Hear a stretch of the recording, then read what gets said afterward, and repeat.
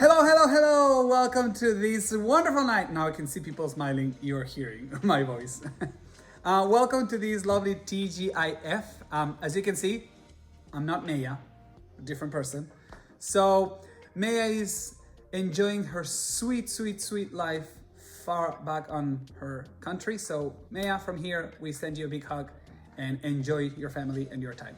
But tonight, we're gonna take things a little bit different. So if the flow is a little bit, strange, forgive me. This is my take on TGIF. So 2 things you need to remember.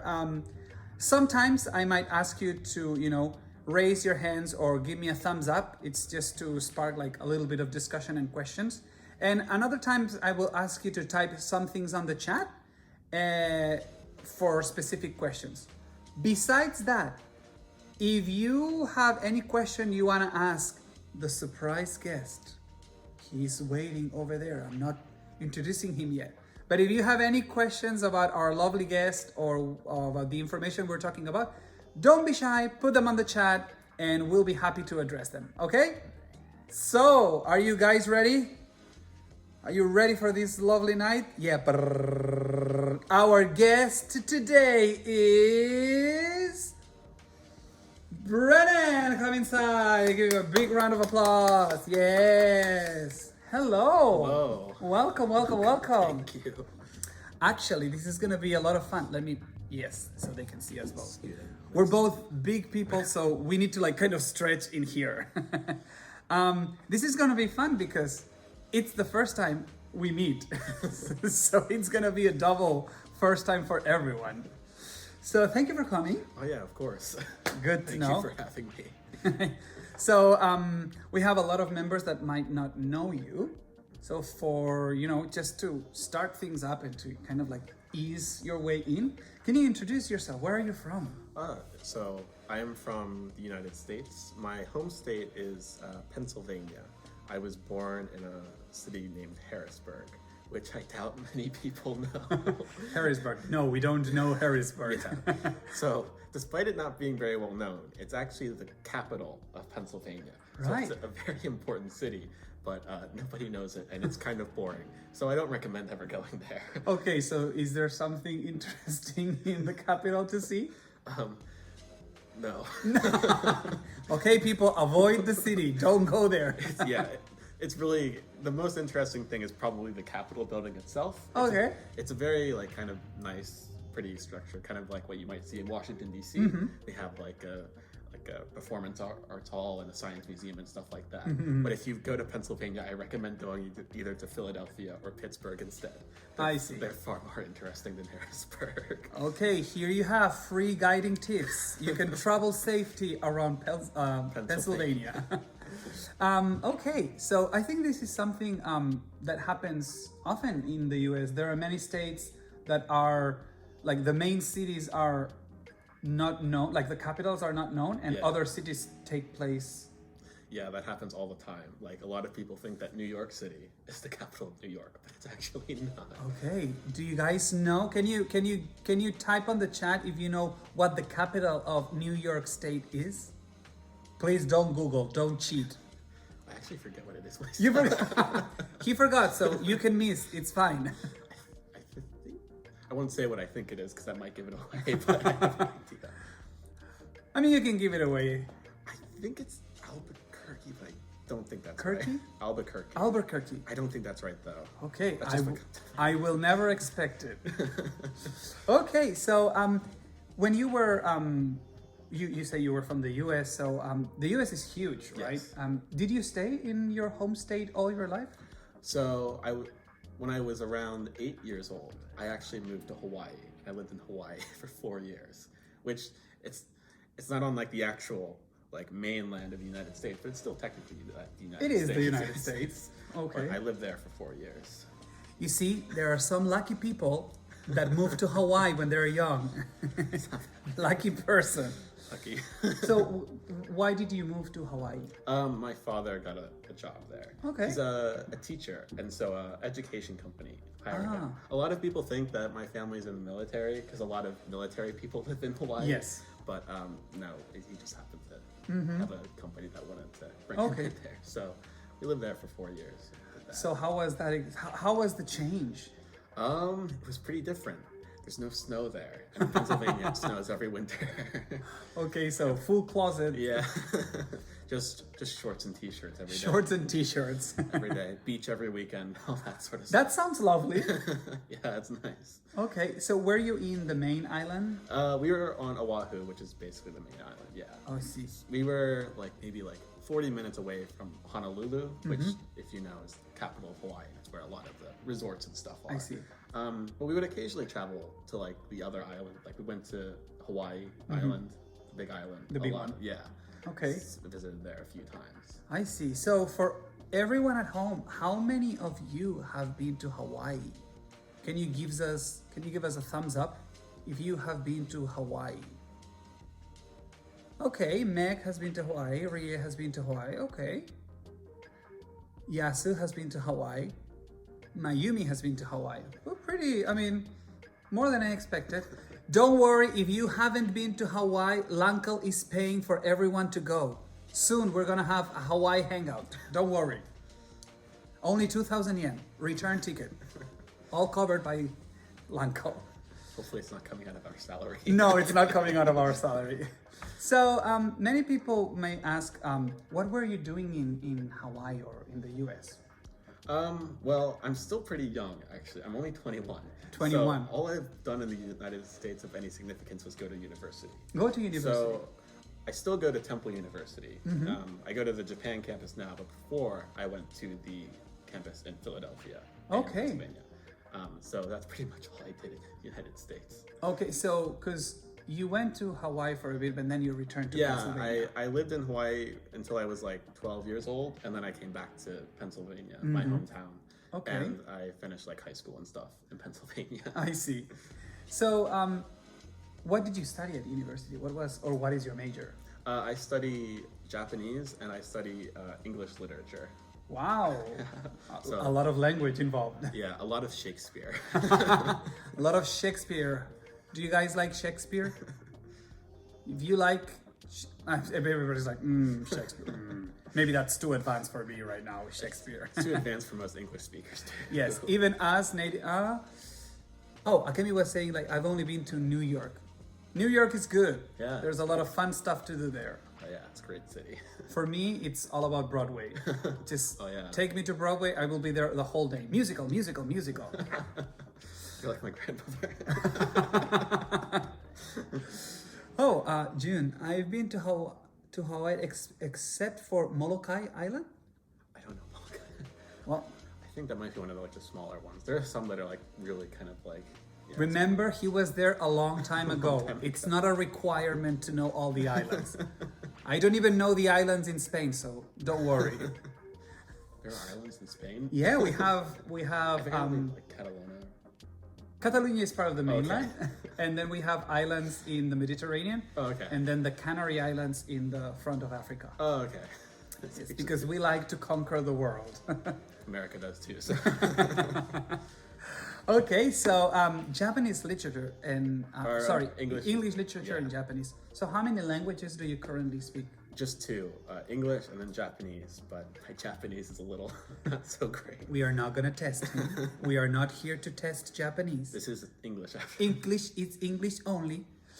So this is something that might be a stereotype or something that you oftenly hear, but I have the impression that most people inside of the US, they only speak one language. Yeah. So do you hold the same opinion? Oh yeah, absolutely. I mean, a lot of like my high school had language classes, but they're very rudimentary. So I took German in high school, but I don't know any German. Okay. Yeah, I think recently actually they've started to encourage Spanish more, so Well- it's started to become more required at elementary school, but it's still not very widespread. I see. And actually even so, to come to the Japan campus for Temple, you don't have to take any Japanese classes at all. You can come here to the Japan campus and not have to speak a word of Japanese. You can just do English only. Wow. Okay, so that is an interesting question for everybody at home. Do you think foreign students that come here to Japan and they are studying in English, do you think they should study Japanese, or do you think Japanese should be optional? How many of you think Japanese should be mandatory? Everybody that comes to Japan to study, they should learn at least a little bit of Japanese. Raise your hands if you think everybody should learn at least a little bit. One. Only one person. Two. It's your own language. Come on, people. Spread the love.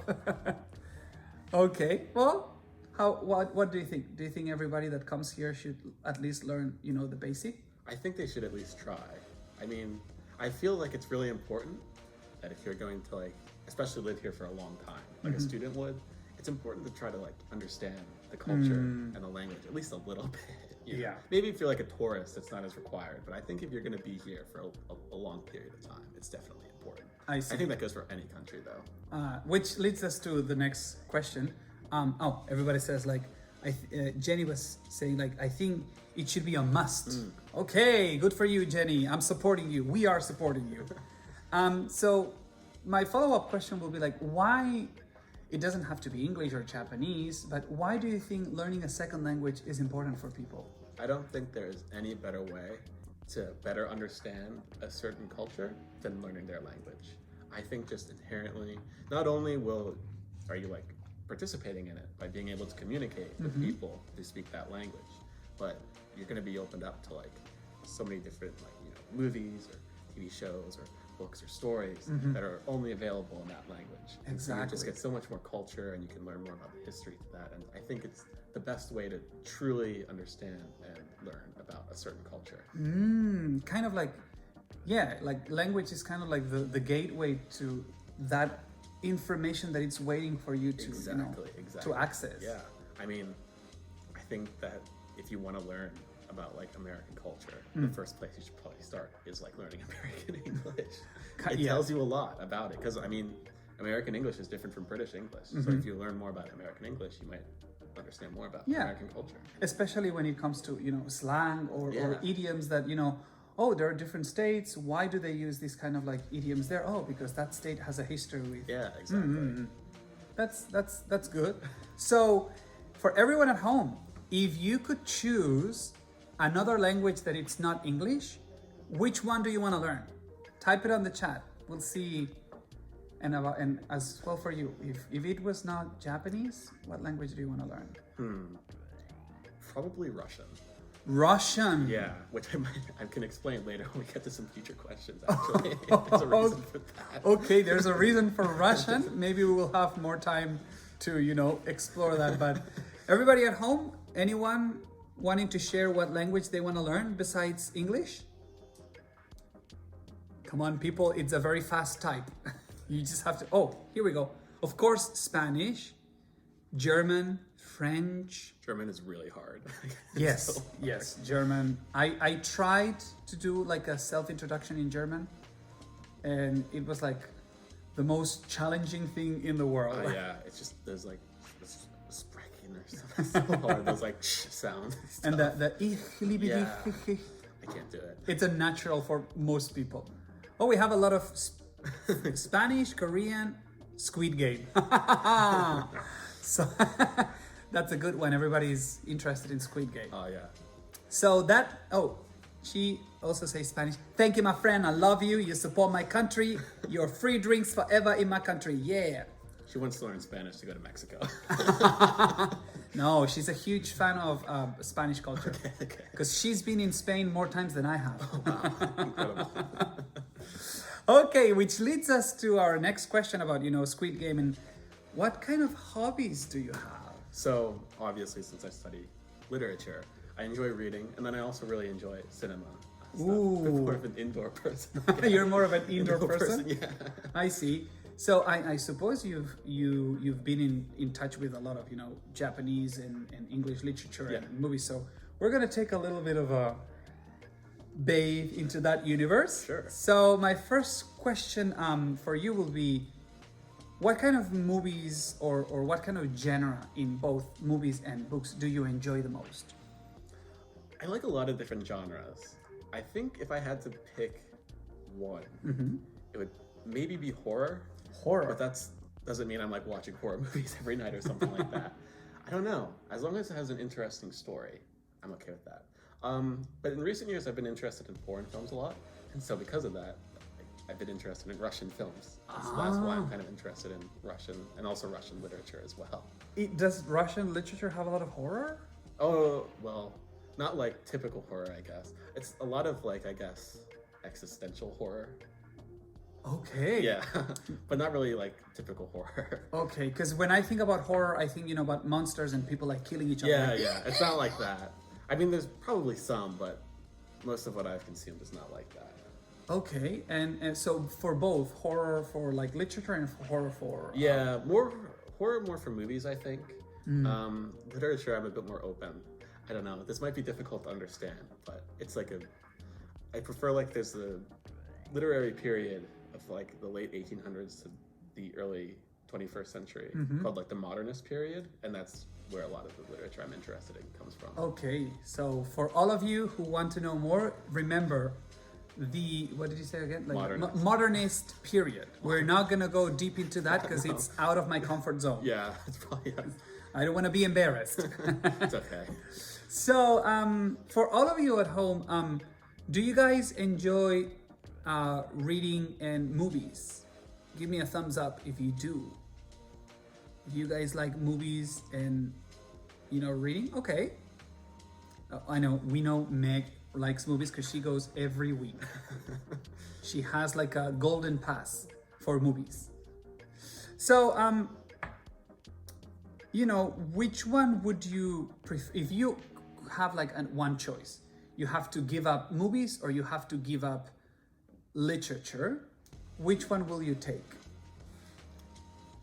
For the rest of your life, you can only watch movies, or for the rest of your life, you can only read books. Which one would you take? I think I would give up books. I would keep movies because I think with movies, it's a lot easier to be like social with them, Like with books, like you could say, oh, you should read this book, it's a good book, but you can't like read it together, But with movies, I can always like have something like, hey, come watch this movie with me. It's really cool. We can like watch it and experience it at the same time. So I think that's why I would choose to keep movies. Right, I've never thought about that.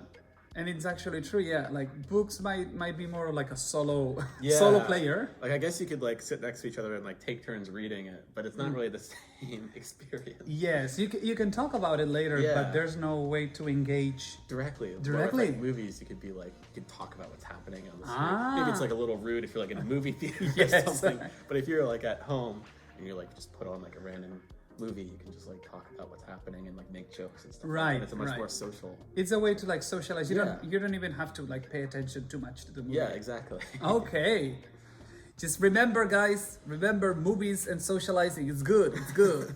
So for you, can you type on the chat? Just put movie or book. Which one would you prefer? If you can only choose one, do you prefer movie or do you prefer book? Let's see how many people agree with you and how many people disagree with you. Movie. Book, okay. 2 movies, 1 book. Let's see. Keep it coming. Movie, book. Movie, book. Movies are winning by 1, by 2, by 3. Okay. So I guess, book. I guess we have a mixed feel. For me, I will still take books. Oh, really? Because for me, movies, they already present how the story should look, how the setting, how the universe should be imagined. But with the book, you have that extra freedom of being part of the creation. Oh, yeah, that's true. You have to like think about like what's actually Exactly. Yeah. And especially I love fantasy. Oh, yeah. So there's a wide range for me to imagine how things would look like. I remember, reading The Lord of the Rings, and my mind was like going crazy. How these characters should look, how these, land should be like, portrayed. Yeah. So I think that's true, especially because I feel like with books too, there's a lot more like subtle details that you miss when you read. Like that can be true for movies too, but some movies, you know, just like kind of random action movie or something, you watch it once, you kind of see everything that's there, but with a book, you kind of have to like go back. Exactly. To get more longevity that way. It's like once you see Mission Impossible, it's like, well, I know how this is gonna go. Mission Impossible 1 and 2 and Cruise 3. hangs off a helicopter, we got it. Yeah, helicopter, boom, boom, boom, explosion, pretty girl, kiss, kiss, kiss, finish. Everybody's happy. Next. So this might lead us to the next question, which is a follow-up. Have you ever been disappointed by a book that you read and then they make the movie and suddenly it's like, oh, no, why did you make this movie? The book was so good, the movie is so bad. It's not really like a typical book, like a novel. It's actually a comic book that I like a lot. It's a comic book called Watchmen. Watchmen. It's kind of complicated, but basically it's a story about kind of like old washed up superheroes and some of them start to die and it's like kind of like a mystery and it has a really crazy ending. I don't know if I should give it away and spoil it. No spoilers here, so if you want to know, you have to read it by yourself. It's really good, I swear. But they actually changed the ending. Wow. In a very significant way that I heavily disagree with. So I very much dislike the movie. It also like added like a lot of like glorified violence and stuff too, I see. which I didn't like it much at all. So I really disliked that movie, and I think a lot of people really like it. So I'm kind of like alone in disliking it too. You're in the disagreeing. So it just kind of makes me dislike it more. Because I'm alone, I'm gonna push for it. Yes, exactly. I see. Have you guys been disappointed by movies that like you read the book first and then they made a movie and you were like, I like movie. Oh, she says she likes Watchmen, but she has never read the comic. Would you encourage her to read it? Yes, please. It's much better than the movie. Much better. I think it's much better. It adds a lot more like detail. There's like lots of different side things and stuff. It's also just very beautiful. It has amazing artwork and stuff too, which is kind of missing from the movie as well. Which is good for her because she's into design. So that will give you more creativity, girl. The author for it, when he wrote it, he would like instruct the artist what to draw. And so for like one page, he would write like 5 pages worth of notes on what to draw, so it's incredibly detailed. That's a lot of detail coming from work. Artwork. Yeah. So it's pretty Okay. crazy. It's definitely worth a read. Is it like because for some people reading like a comic due to the slang or the language, is it very difficult to understand? It might be a little difficult, I think. Especially, it takes place in the 80s, and it has a lot of like American 80s politics infused in it too. So it might be a little hard to understand, but I think you can still enjoy the overall story without understanding everything. You might just be missing something. That's good. So it's a little bit of a challenge, but you will get a lot of history and a lot of new words that you can use in your maybe not in your everyday life, but when you come to LanCul and you have discussions, maybe you can use them. So for me, one of the movies that they like, I read the book and then they made the movie, and I was like, why have you done this? It was like carnage. Was the movie Aragorn. Oh yeah, I know that movie. The books are wonderful. Yeah, they're like really nice fantasy. Really nice fantasy, beautifully written, and then they made the movie and I was alone in the cinema like, why? Complaining everywhere. I know I've watched the movie Aragon, but I don't remember a single thing from Exactly, it. which tells you how bad the movie was if you don't remember I it. don't remember it at all. You mentioned that you have seen a lot of Japanese movies, right? Yeah, I like Japanese movies a lot. Yeah. So what would be for you the main difference between Japanese cinema and Hollywood cinema? I think that Japanese cinema, even recently, is more creator driven. I think there's like a stereotype that I think holds truth in America and in Hollywood, that a lot of movies nowadays are produced by like a group of people making sure that everything is like okay for everyone, And I think with Japanese movies that's less the case. And I think even before, like there are a lot of directors who all they would do is pump out these movies all the time, and they had like very clear visions for what they wanted to do. And I think there's a lot more of that in Japanese cinema than in American cinema, where I think American cinema has become almost like a factory. It's kind of like commercial Yeah, exactly. cinema, like Yeah. everybody's gonna like it. There's the recipe, and that's what we do. Yeah, there's still a lot of good modern American movies. I don't want to say there's not any like good ones. Yes. But I think in general, for like the big blockbusters, I think that definitely holds true. I see. One of my questions would be, because for many foreigners, there comes a time that they have to decide, is Japan gonna be my final destination, especially because you're doing Japanese. Yeah. So do you see yourself living in Japan, or is it too soon to decide? I absolutely see myself living in Japan. I enjoy like living here a lot. I don't know. It just feels like it kind of clicks with my personality. Okay. Everything is kind of like nice and like efficient and smooth for the most part. Yes. Most part. There are some things that are a little slow, I guess. Mostly like bureaucratic stuff. But, Exactly. And I don't know. I kind of just like, I think it's a lot of fun living in Tokyo, more so than like Philadelphia or Harrisburg or anything like that. So thank you very much. It was very, very nice to meet you. Oh yeah, thank you. I had a lot of fun. You did a great job hosting. Thank you. It's my first time hosting this. It's all natural. But everyone at home, thank you very much for joining. One more question. What surprised you the most when you came to Japan? Akemi, yes. This is kind of dumb, but I was really surprised when I had to pay for plastic bags at the grocery store. Paying for plastic bags. You don't have to do that in America, and I was so confused the first time I went to the supermarket. I see. It's kind of like shopping. Yeah. For the first time, I remember I went to the shop and I didn't know, like everything was like covered. Yeah. So I didn't know how to say chicken in Japanese. Yeah. Because I didn't know Japanese. So I just looked at the stuff and it's like, Just pointing at me. these and he looked at me like, are you dumb? Just say chicken. I was like, Just chicken. There you go. It's just chicken and katakana. Yeah, chicken katakana, but he understood. I was not doing this, I was doing this, so I wanted chicken. So with that, we come to the end of this session. I always mix the name TGIF.